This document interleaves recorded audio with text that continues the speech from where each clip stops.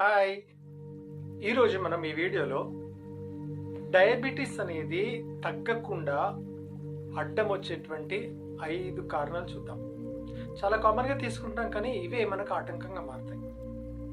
దాంట్లో మొట్టమొదటిది ఏంటంటే స్కిప్పింగ్ మీల్స్. చాలామంది భోజనం చేయరు, అన్నం తినరు, దానివల్ల ప్రాబ్లం అవుతుంది. ఆకలి ఎక్కువ అవడం వల్ల ఆకలి అయిన తర్వాత మనం ఎక్కువ తినడం మొదలుస్తాం.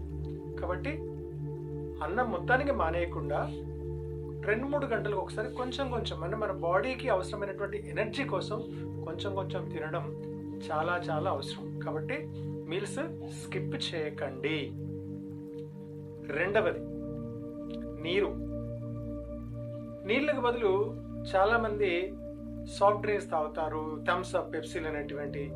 అలా తాగకండి. మందు తాగుతారు. ఇవన్నీ కూడా నీటి కిందికి రావు. అది మన శరీరం మీద ఇంకా హానికరమే కలిగిస్తాయి. కాబట్టి నీటికి బదులు కొబ్బరి బొండ తాగలిగితే తాగండి, మామూలు నీళ్ళు తాగండి, దాంట్లో లెమన్ వేసుకొని తాగండి, పుదీనా ఆకులు వేసుకొని తాగండి. ఇలాంటి నీరు మామూలు నీళ్ళే మీకు తాగడం ఇబ్బందిగా అనిపిస్తే దాంట్లో ఏదైనా మీకు నచ్చిన ఒక ఫ్రూట్ని ఒక పీస్ వేసుకుని అనుకోండి, ఆ అరోమాతో కూడా మీకు నీళ్ళు మంచిగా రుచిగా ఒక డిఫరెంట్ ఫ్లేవర్ తోటి తాగాలని ఇంట్రెస్ట్ ఉంటుంది అనమాట.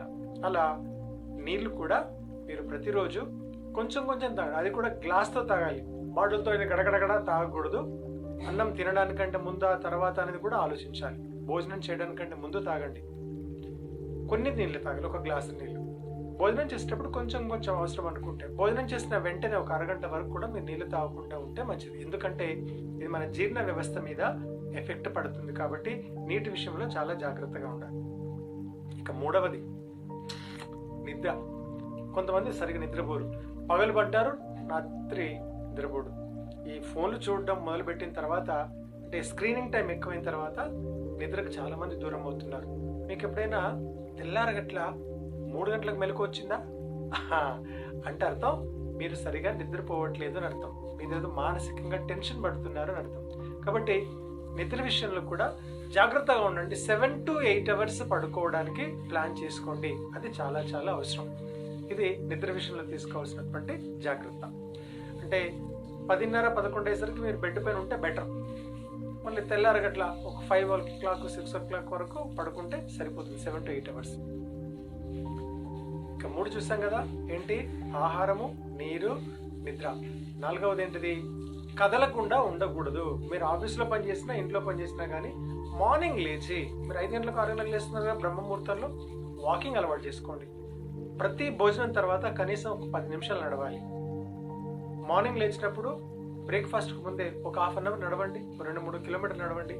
ఈవినింగ్ మళ్ళీ ఒక 2-3 కిలోమీటర్లు నడవండి. చూడండి ఎంత ఆరోగ్యంగా ఉంటారో. మీ బరువు కూడా సరైన విధంగా ఉండడానికి సాయం చేస్తుంది. మీ ఎత్తు ఎంత ఉంది, మీ బరువు ఎంత ఉంది, ఇవి రెండు కూడా మధ్యలో బ్యాలెన్సింగ్ ఉండాలి, సమతుల్యంగా ఉండాలి. ఈ విషయంలో మీ వెల్నెస్కి వచ్చి హెల్ప్ చేస్తారు. ఇక చివరికి వస్తే 5వది చాలా ప్రాముఖ్యం. మీ షుగర్ లెవెల్ని మీరు అబ్జర్వ్ చేస్తూ ఉండాలి. ఏ విధంగా అంటే ఒక యాప్ కానీ లేదా ఒక నోట్బుక్ కానీ పెట్టుకొని రాసుకోండి. ఏమని? ప్రతిరోజు ఎలా ఉంటుంది మీరు టెస్ట్ చేసుకున్నప్పుడు కానీ, లేదా మీరు ఏ ఆహారం తిన్నప్పుడు ఎక్కువగా అనిపిస్తుంది అన్నప్పుడు మీకు మీది ఒక అవగాహన అనేది వస్తుంది. మీరు ఆర్ఎస్ లైఫ్ లైన్లో 3 months కోర్సులో పాల్గొంటారు కదా, అప్పుడు ఇవన్నీ అబ్జర్వ్ చేసినప్పుడు ఏమవుతుందంటే ఏం తింటే పెరుగుతుంది, ఏం తింటే తగ్గుతుంది, ఏం తింటే నార్మల్గా ఉంటుంది. ఇదే మా యొక్క ఉద్దేశం. మీరు తెలుసుకున్నప్పుడే మీరు ఆరోగ్యంగా ఉంటారు, హ్యాపీగా ఉంటారు. మరొకసారి గుర్తుపెట్టుకోండి, టైప్ 2 డయాబెటీస్ అనేది నిరంతరం ఉండేది కాదు.